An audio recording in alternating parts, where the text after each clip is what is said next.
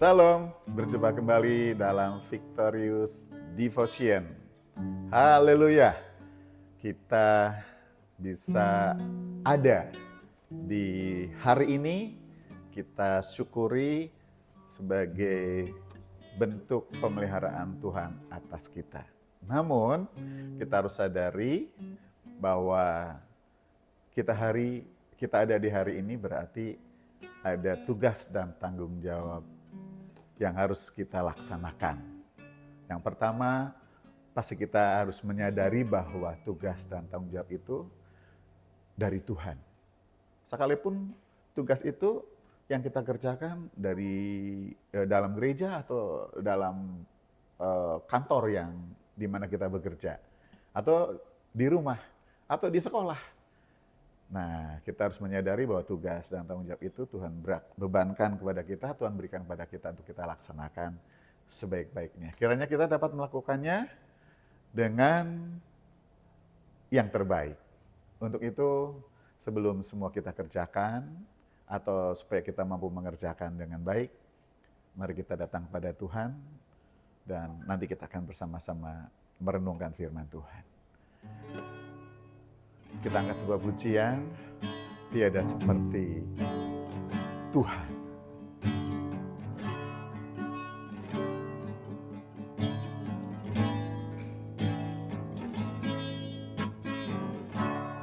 Tiada seperti Kau yang telah menjamah segenap hatiku. Tak seorang pun di dalam hidup ini seperti Kau, Tuhan. Tiada seperti Kau yang telah menjamah segenap hatiku. Tak seorang pun di dalam hidup ini seperti Kau, Tuhan. Kasih-Mu seperti sungai mengalir, kuasa-Mu menyembuhkan. Air mata Engkau hapuskan. Tiada seperti Kau, tiada seperti Kau yang telah menjamah segenap hatiku. Tak seorang pun di dalam hidup ini seperti Kau, Tuhan.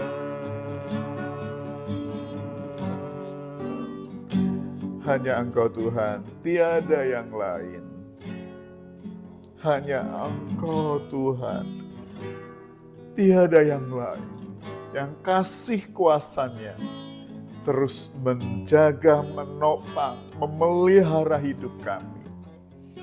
Kuasa-Mu menyembuhkan, Kuasa-Mu menguatkan, Kuasa-Mu telah memenangkan kami, sehingga kami berada di dalam kemerdekaan, di dalam Engkau. Terima kasih Tuhan, untuk semua yang telah Engkau perbuat, dengan segenap kasih, dengan segenap kuasa-Mu dalam hidup kami. Terpujilah nama Tuhan selama-lamanya. Selama-lamanya. Karena itu Tuhan, hidup yang telah Engkau anugerahkan kepada kami mau menggunakannya terus berkenan mempermuliakan nama-Mu. Dan kami terus Kau ajari apapun yang kami lakukan, kami tujukan, kami lakukan seperti kami lakukan untuk Tuhan. Ampuni segala salah dan dosa kami, dan sucikan hati kami dari segala kejahatan. Biarlah kami bisa menjalani hari-hari kami terus berkenan kepada Tuhan. Karena kami menyadari bahwa hidup ini adalah milik Tuhan, adalah karya Tuhan yang akan kami gunakan terus untuk menyenangkan hati-Mu. Tuntun hati kami untuk mampu menyenangkan-Mu dengan firman-Mu. Kami membaca, kami merenungkan, kami mempercakapkan firman-Mu. Biarlah kami boleh mendapat penerangan dari Roh Kudus, sehingga firman kebenaran-Mu boleh tertanam di dalam hati kami dengan pengertian yang kuat, yang dalam. Kami sambut firman-Mu dengan haus dan dahaga, dengan lapar akan kebenaran. Haleluya, haleluya. Amin. Hari ini firman Tuhan yang akan saya bacakan dan kita renungkan bersama dari Roma pasal 8 ayat 17 dan ayat yang ke-18. Dan jika kita adalah anak, maka kita juga adalah ahli waris. Maksudnya orang-orang yang berhak menerima janji-janji Allah, yang akan menerimanya bersama-sama dengan Kristus. Yaitu jika kita menderita bersama-sama dengan Dia, supaya kita juga dipermuliakan bersama-sama dengan Dia. Sebab aku yakin bahwa penderitaan zaman sekarang ini tidak dapat dibandingkan dengan kemuliaan yang akan dinyatakan kepada kita. Demikian firman Tuhan.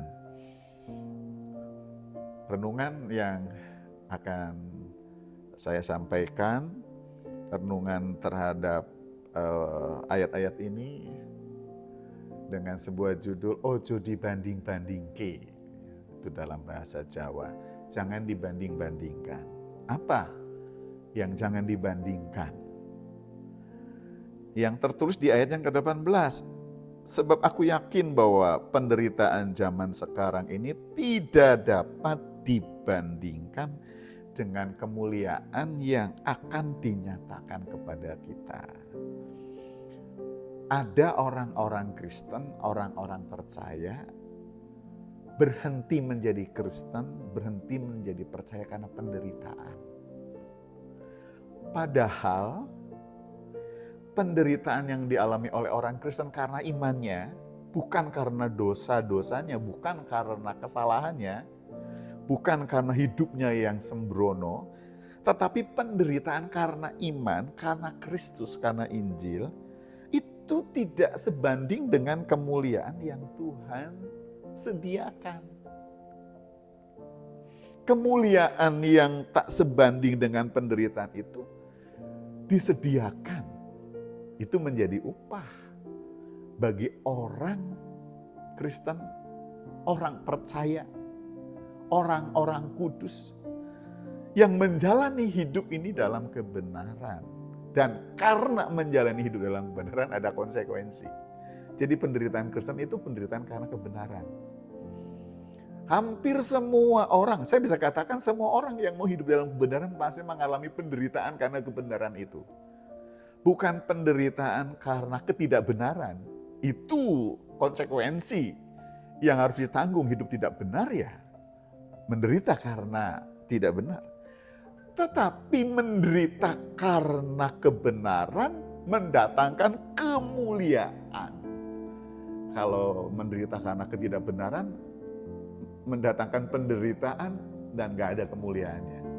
Karena itu orang percaya, orang Kristen, orang kudus, orang yang percaya kepada Tuhan Yesus Kristus, kalau menderita yang namanya pikul salib ya karena kebenaran itu. Karena kebenaran, penderitaan yang karena kebenaran ini mendatangkan kemuliaan yang tidak boleh dibanding. Karena itu rugi kalau kita tidak terus berpegang teguh dalam iman kita kepada Kristus dalam segala keadaan. Ya. Karena apa? Kemuliaan yang Tuhan sediakan itu luar biasa. Jadi kerugian kalau kita berhenti beriman, kerugian kalau kita berhenti percaya, kerugian yang bahkan kerugian kekal kalau kita berhenti menjadi orang yang mengaku Yesus Kristus adalah Tuhan dan Juru Selamat. Ruginya apa? Satu, dia akan menderita penderitaan kekal. Dan yang kedua, dia tidak mengalami kemuliaan bersama dengan Kristus. Yang disediakan bagi orang-orang yang disebut anak-anak Allah. Yang disebut ahli waris. Jika kita menghindarkan diri dari penderitaan, melarikan diri dari penderitaan karena kebenaran, karena iman, karena Kristus, ya kita tidak layak disebut ahli waris. Tidak layak menerima janji-janji Tuhan. Nah karena itu, tadi saya nyatakan, kalau kita berhenti percaya, ya kita berhenti menjadi ahli waris. Mengapa berhenti percaya? Takut menderita karena Kristus, karena Injil, karena kebenaran. Justru karena kita takut menderita, lalu meninggalkan iman, meninggalkan Yesus, kita kehilangan kemuliaan. Karena itu jangan dibandingkan. Terlalu kecil dan terlalu sederhana penderitaan pada masa kini. Tetapi begitu luar biasanya kemuliaan yang Tuhan sediakan bagi orang yang percaya. Nah ini adalah penghiburan bagi kita semua dan menjadi pengharapan dalam kita menghadapi segala hal sehingga kita menderita karena iman. Nah, Bapak, Ibu, Saudara-saudari mendapat tekanan, mendapat himpitan, cacian, makian, peluangnya ditutup gara-gara kita percaya Yesus. Itu sebagai kerugian yang dialami oleh Bapak Ibu. Karena iman, karena Yesus, karena Injil. Tidak apa-apa. Itu kerugian kecil. Ada yang lain dipecat. Sehingga nggak punya pekerjaan, nggak punya penghasilan. Ya, mengalami masalah ekonomi. Memang kalau dilihat-lihat itu berat. Nggak bisa membiayai ini dan itu. Tapi kalau dibandingkan dengan kemuliaan yang Tuhan sediakan, itu tidak sebanding. Karena itu ojo dibanding-bandingke. Ya. Penderitaan dan kemuliaan tak sebanding. Karena itu rela. Mari kita rela menghadapi apapun juga karena Tuhan. Karena itu tetaplah tekun berdoa, tekun melayani, tekun setia, tekun baca Alkitab, dan tekun melakukan firman Tuhan. Walaupun konsekuensinya tadi penderitaan. Tapi kalau kita terus berpegang teguh pada kebenaran firman Allah, maka Tuhan sudah sediakan kemuliaan sebagai upah bagi semua orang yang percaya kepadanya, yang setia sampai akhir. Amin. Terus maju, melangkah bersama Yesus Kristus Tuhan. Hadapi, kita pasti menang. Karena Tuhan sudah berikan kepada kita kemenangannya. Mari kita berdoa. Tuhan, terima kasih Engkau sudah berjuang berdarah-darah bagi kami. Untuk kami beroleh pengampunan dosa, untuk kami beroleh keselamatan, untuk kami beroleh hidup yang kekal. Terima kasih Tuhan. Sesungguhnya kami seharusnya mengalami penderitaan dalam kekekalan. Tapi Engkau halaukan itu dari kami. Engkau bebaskan kami dari penderitaan yang demikian. Terima kasih untuk pengorbanan-Mu yang menyediakan jalan keluar yang kekal bagi kami. Sehingga kami bisa melangkah menuju kekekalan bersama dengan Engkau. Terima kasih Kau panggil kami anak. Terima kasih Kau jadikan kami ahli waris. Terima kasih Kau berikan kami janji-janji. Terima kasih kalau kami mengalami penderitaan karena iman, karena firman yang kami lakukan. Engkau tak pernah tinggalkan kami, Kau terus beri kami kekuatan.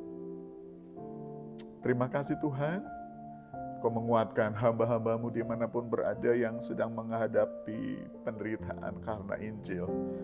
Gereja-gerejamu, umat-umatmu yang sedang mengalami penderitaan karena mereka mengaku Engkau Yesus Kristus adalah Tuhan. Karena kami mempercayai Tuhan, semua yang dialami, penderitaan yang dialami pada masa kini tak seberapa jika dibandingkan dengan kemuliaan yang Tuhan sediakan. Tak sebanding dengan kemuliaan yang Tuhan sudah sediakan. Terima kasih Tuhan. Kuatkan iman umat-Mu, iman kami. Walau kami harus melepas nyawa, kami kehilangan nyawa. Karena kami percaya kepada perkataan-Mu, kalau kami kehilangan nyawa karena Engkau, kami akan mendapatkannya. Terima kasih Tuhan, kuatkan umat-Mu. Kuatkan orang-orang percaya-Mu dimanapun berada. Engkau telah menyerahkan nyawa karena kasih-Mu kepada kami. Buatlah umat-Mu Tuhan. Buatlah kami rela menderita bahkan menyerahkan nyawa bagi Tuhan yang sudah menyerahkan nyawa bagi kami. Terima kasih, kami menyerahkan diri kami dalam tangan-Mu, kami menyerahkan keluarga kami, rekan-rekan pelayan, orang-orang percaya-Mu, para penginjil, hamba-hamba-Mu yang tekun memberitakan Injil di akhir zaman ini. Tuhan, penyertaan-Mu sesuai dengan janji-Mu atas mereka sampai akhir zaman. Kami menyerahkan hidup kami sepanjang hari ini, biarlah kami menyatakan iman kami kepada dunia dan mempermuliakan nama-Mu. Dalam nama Tuhan Yesus Kristus, kami mengucap syukur dan berdoa dan berserah. Amin. Puji Tuhan, hari ini kita sudah membaca firman Tuhan dan kita terus teguh dalam iman karena Tuhan sediakan kemuliaan yang luar biasa bagi kita semua. Sampai jumpa dan salam keberkahan.